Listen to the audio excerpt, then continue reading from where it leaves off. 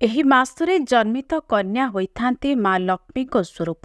ଏମାନେ ଘର ପରିବାର ପାଇଁ ସୌଭାଗ୍ୟଶାଳୀ ସାବ୍ୟସ୍ତ ହୋଇଥାନ୍ତି। ହିନ୍ଦୁ ଧର୍ମରେ ମହିଳାମାନଙ୍କୁ ମା ଲକ୍ଷ୍ମୀଙ୍କ ସ୍ୱରୂପ ବୋଲି ମନାଯାଏ। ଯେଉଁ ଘରେ କନ୍ୟା ସନ୍ତାନ ଜନ୍ମ ନିଏ ସେହି ଘରେ ମା ଲକ୍ଷ୍ମୀ ଜନ୍ମ ନେଲେ ବୋଲି ବିବେଚନା କରାଯାଏ। ଖାସ୍ କରି ଶାସ୍ତ୍ରରେ ନିର୍ଦ୍ଦିଷ୍ଟ ମାସରେ ଜନ୍ମିତ କନ୍ୟାଙ୍କୁ ମା ଲକ୍ଷ୍ମୀଙ୍କ ସ୍ୱରୂପ ବୋଲି କୁହାଯାଇଛି। ଏହି ମାସରେ ଜନ୍ମ ହୋଇଥିବା କନ୍ୟା ଅତ୍ୟନ୍ତ ସୌଭାଗ୍ୟଶାଳୀ ହୋଇଥାନ୍ତି ବୋଲି କୁହାଯାଏ।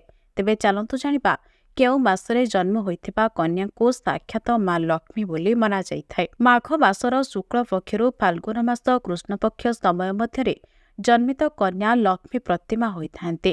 ଇଂରାଜୀ ମାସ ହିସାବରେ ଏହି ସମୟ ଫେବୃଆରୀ ମାସକୁ ଦର୍ଶାଏ।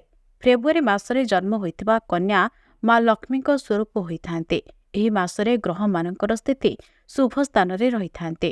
ତେଣୁ ଏହି ମାସରେ ଜନ୍ମଗ୍ରହଣ କରିଥିବା କନ୍ୟାମାନେ ରାଜଯୋଗ ଓ ସୁଖ ଭୋଗ କରିଥାନ୍ତି।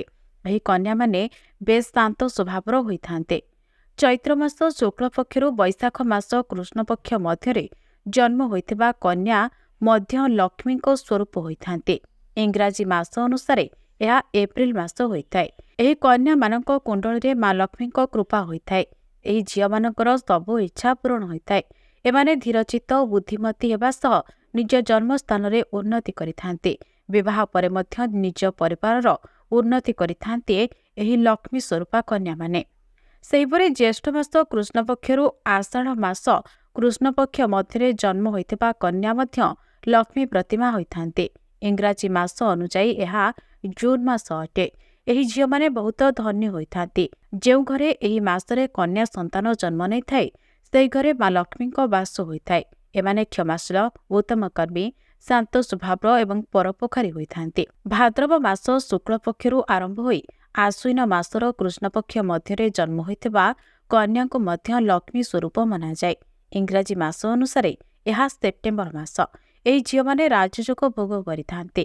ଏମାନେ ଦାନୀ, ଦୟାବନ୍ତ, ଗୁଣବାନ ହେବା ସହ ନିଜ କର୍ମ ଉପରେ ସବୁଠୁ ଅଧିକ ଭରସା ରଖିଥାନ୍ତି। ଭିଡିଓଟି ଭଲ ଲାଗିଲେ ଲାଇକ୍ କରନ୍ତୁ। ଆଗକୁ ଏଭଳି ଅପଡେଟ୍ ପାଇବା ପାଇଁ ଆମ ଚ୍ୟାନେଲକୁ ସବସ୍କ୍ରାଇବ୍ କରି ପାଖରେ ଥିବା ବେଲ୍ ଆଇକନ୍କୁ କ୍ଲିକ୍ କରନ୍ତୁ ଏବଂ ସୋସିଆଲ ମିଡିଆରେ ଆମକୁ ଫଲୋ କରନ୍ତୁ।